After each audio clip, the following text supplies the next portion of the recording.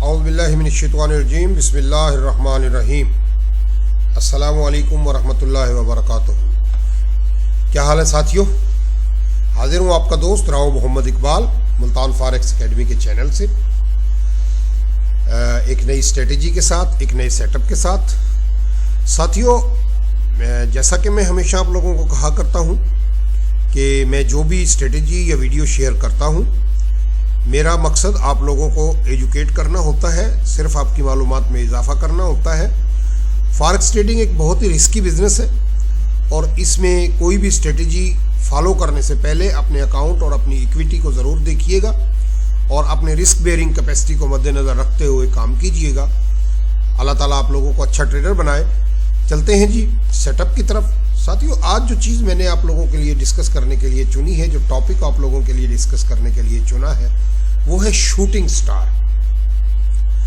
साथियों, shooting star Japan के traders ने दरियाफ्त किया था और इसको एक आसमान में आपने अक्सर देखा होगा, एक टूटता हुआ तारा जो बनता है कुछ इस टाइप का, यूं करके यूं ये कुछ ऐसा स्टार सा बनता है और वो यूं करके यूं एक दुमदार टाइप यूं कुछ ऐसा करके बनता है, तो इसे शूटिंग स्टार कहते हैं। तो साथियों, शूटिंग स्टार जो है एक इंडिकेशन होती है ट्रेंड रिवर्सल की, और ये बाय के ट्रेंड को ख़त्म करने वाला एक इंडिकेशन होती है, एक अलामत होती है। तो इसकी जो सबसे पहली निशानी है वो ये है कि ये कुछ इस शक्ल का होता है, यूं करके, और यहाँ से कुछ इस टाइप की इसकी शक्ल होती है। तो ये अमूमन रेजिस्टेंस जोन पे आके जाहिर होता है। ये कुछ इस तरह भी हो सकता है, ये कुछ इस तरह भी हो सकता है, और ये कुछ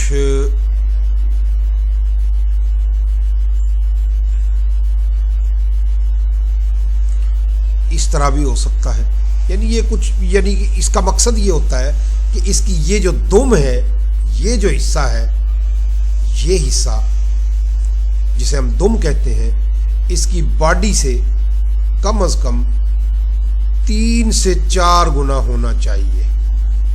3 से 4 गुना होना चाहिए, या कम से कम 3 गुना जरूर होना चाहिए। तो ये इसकी निशानी होती है। अब ये जाहिर कहाँ होता है? अमूमन ये किसी रेजिस्टेंस जोन पे जाके जाहिर होता है। मिसाल के तौर पे ये कहीं रेजिस्टेंस बन रही है तो ये इस पॉइंट के ऊपर 2-3 तरह से जाहिर हो सकता है। कुछ इसकी शक्ल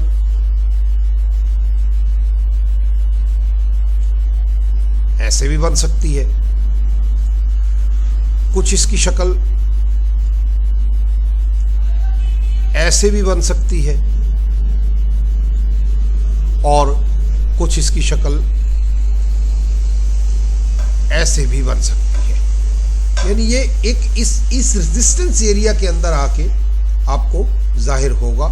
और अच्छा शूटिंग स्टार कम से कम आप पिछले जो लो बना था उससे कम से कम 15 से ज़्यादा कैंडलें अगर हों तो ये अच्छे तरीके से काम करता है। अच्छा जी, तो पहली शर्त क्या हो गई कि ये रेजिस्टेंस जोन में जाके निकलता है। दूसरी शर्त क्या है कि इसकी दुम जो है वो बॉडी से कम 3 गुना होनी चाहिए।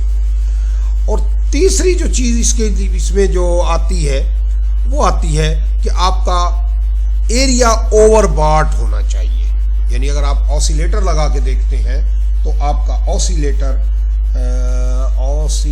कोई भी हो, वो RSI हो, CCI हो, फर्ज करें ये बॉटम है,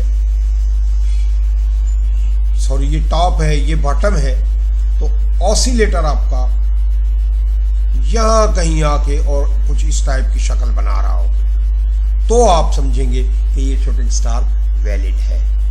और चौथी इसकी है इंडिकेशन कि उस कैंडल के सामने अल्ट्रा हाई वॉल्यूम भी आना चाहिए, यानी वॉल्यूम जो है वो कोई कैंडल जो है अच्छी खासी लंबी वॉल्यूम की कैंडल होनी चाहिए। कुछ इस तरह की लंबी कैंडल ग्रीन कलर की आए तो आपका शूटिंग स्टार एक अच्छे तरीके से काम करता है। अब हम आप चार्ट पे जाके इन तीनों शराइत को देखेंगे कि सबसे पहली शर्त क्या है कि इस कैंडल की दुम जो है वो बॉडी से 3 से 4 गुना लंबी होनी चाहिए। आइए साथियों, हम चलते हैं इस कैंडल के ऊपर। आप ये देखिएगा, ये USD JPY का चार्ट है H1 का, और इसकी मैं पहली शर्त, चलें जी अभी फिलहाल मैं इसको डिलीट कर देता हूं। ये देखिएगा, ये एक शूटिंग स्टार की कैंडल मुझे नजर आ रही है। अब पहली शर्त क्या है कि बॉडी जो है, दुम जो है वो बॉडी से 3 से 4 गुना, बल्कि इसको अगर आप देखें तो ये तो कोई 10 गुना हो गई है। अब दूसरी शर्त क्या है? पहली शर्त मैंने आप लोगों को बता दी कि बॉडी से दुम जो है वो कम से कम 3 से 4 गुना होनी चाहिए। दूसरी शर्त क्या है कि वो कोई रेजिस्टेंस जोन होना चाहिए। अब ये देखिएगा साथियों कि मैं अगर पीछे जाके देखूं तो ये सपोर्ट बनी है, और इसके हिसाब से अगर मैं देखूं तो ये रेजिस्टेंस है, यहाँ भी ये रेजिस्टेंस है, और अगर मैं और पीछे जाता हूं तो ये देखिएगा यहाँ भी रेजिस्टेंस है, और पीछे जाता हूं तो ये देखिएगा यहाँ भी ये रेजिस्टेंस इस जगह पे बन रही है, और कहीं पीछे आऊं तो आप ये देखिएगा, और इसी तरह पीछे पीछे मैं चलता जाऊं तो इस एरिया में आके मार्केट ने कुछ ना कुछ नया किया है। अच्छा जी, तो 2 शर्तें पूरी हो गई। पहली शर्त क्या पूरी हुई कि दुम बॉडी से 3 से 4 गुना ज्यादा लंबी हुई। दूसरी शर्त क्या हुई कि रेजिस्टेंस जोन में आके ये कैंडल सामने आई। अब तीसरी शर्त मैंने आपको बताई थी कि ओवरबॉट एरिया होना चाहिए। अब मैं अगर एक CCI लगाता हूं तो ये देखिएगा, इसके बिल्कुल सामने अगर आप देखें तो ये एक ओवरबॉट एरिया नजर आ रहा है मुझे। ये देखिएगा, ये टॉप और यहां भी ये चीज नजर आ रही है। मैं इस इंडिकेटर को खत्म करता हूं, मैं कोई और ऑसिलेटर लगाता हूं, सॉरी मैं कोई और ऑसिलेटर लगाता हूं। आइए जी हम चलते हैं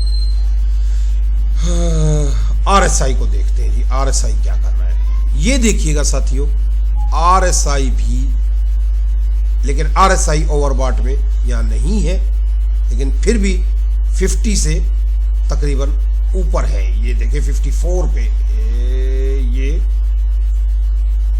यहां पे RSI आपका 54 से ऊपर है। हो सकता है किसी छोटे टाइम फ्रेम में ये ऊपर चला गया हो।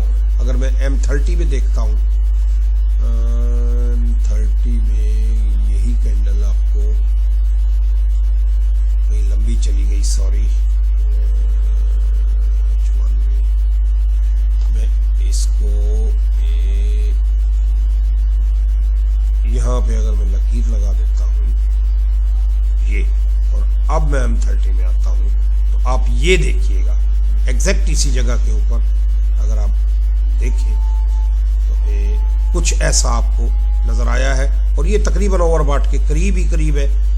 अच्छा जी, अब चलते हैं जी चौथी कंडीशन कि इसके सामने हाई वॉल्यूम आना चाहिए। हाई वॉल्यूम में आप ये देखिएगा, ये देखिएगा, ये कैंडल हाई वॉल्यूम आया, और उसके बाद आपने ट्रेड सेल का ट्रेंड, जो कि बज़ाहिर बाय में जाता जाता ट्रेंड एकदम से सेल की तरफ चल दिया है। अच्छा जी, अब आपने ट्रेड कहां से लेनी है? तो ट्रेड लेने के लिए साथियों जो इसमें शक्ल आती है वो आती है कि इस कैंडल से पिछली कैंडल का अगर लो ब्रेक हो जाए, ये देखिएगा, ये पिछली कैंडल और ये लो ब्रेक हुआ और आपकी यहां से सेल की ट्रेड बन गई। अब आइए आपका रिस्क हम देखते हैं, रिस्क इसका कितना बनता है। इसके नीचे अगर आप सेल करते हैं तो वैसे तो मेरी रिकमेंडेशन तो ये है कि ये जो कैंडल है इसके टॉप से थोड़ा सा ऊपर, लेकिन हम चलें जी यहाँ तक का हम रिस्क ले लेते हैं। तो ये कोई 34 पिप्स का आपका रिस्क बन गया। अब 34 का डबल 35 या 34 लगा ले, चले 35 ले लेते हैं। 35 का डबल बनता है 70 पिप्स। तो कम से कम 70 पिप्स की ये ट्रेड हमें मिलनी चाहिए। और ये देखिएगा साथियों, एग्जैक्ट 72 पिप्स की ट्रेड ली हमें मिल गई। अच्छा, अब हमने देखना ये है कि हमें एग्जिट कहाँ पे होना है। ये तो होगी ना हमारी एंट्री पॉइंट। अब यहाँ आके आप देखिएगा कि क्या यही दो शर्तें जो मैंने ऊपर गिनवाई थी कि वो पूरी हो रही है। नंबर 1 कि कैंडल कोई एविडेंस कैंडल आनी चाहिए। मैं यहाँ पे एक लाइन खींचता हूँ, ये देखिएगा, ये एक एविडेंस कैंडल आ गई कि पिछली कैंडल ने, इस कैंडल ने पिछली कैंडल को का 50% से ज्यादा कवर कर लिया। ये एक और कैंडल है, इसे हम अपना पियर्सिंग लाइन कहते हैं, इसको भी किसी वक्त डिस्कस करेंगे। अच्छा जी, दूसरी शर्त कि मार्केट में उस कैंडल के ऊपर कोई वॉल्यूम आना चाहिए। ये देखिएगा, ये बहुत हाई किस्म का वॉल्यूम आया और फिर मार्केट ने रिवर्सल दे दिया। तो जब इसने इसको ब्रेक किया तो हमारा यहाँ से यहाँ तक का जो टारगेट है वो 50 पिप्स के करीब हम ट्रेड ले ली। लेकिन अगर हम 1/2 की टीपी लगाते तो वो टीपी हमारी हिट हो जाती। फिर भी चले, एक बाज़ औक़ात ऐसा होता है कि इससे ज़्यादा का भी चांसेस होते हैं, तो हम इसलिए रुक जाते हैं। और दूसरी एहतियात क्या थी कि आप इस हाई के ऊपर अपना स्टॉप लॉस रख लें, लेकिन इस चीज़ को ज़रूर देखिएगा। अच्छा, तीसरी कि ओवरसोल्ड हुआ या नहीं हुआ। अब हम ओवरसोल्ड का देखते हैं कि ये देखिएगा, बहुत अच्छे जी, ये देखिए यहाँ पे ये RSI में भी ओवरसोल्ड हो गया। और मैं इसको CCI में अगर देखता हूँ तो CCI चूंकि मेरा फेवरेट इंडिकेटर है, मुझे CCI अच्छा, ये देखिएगा, ये यहाँ आके CCI भी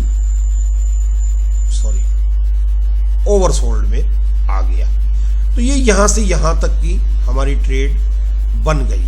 तो साथियों, मैंने आपसे आज डिस्कस किया शूटिंग स्टार। अब उम्मीद है आप लोगों को इसकी अच्छे से समझ आई होगी।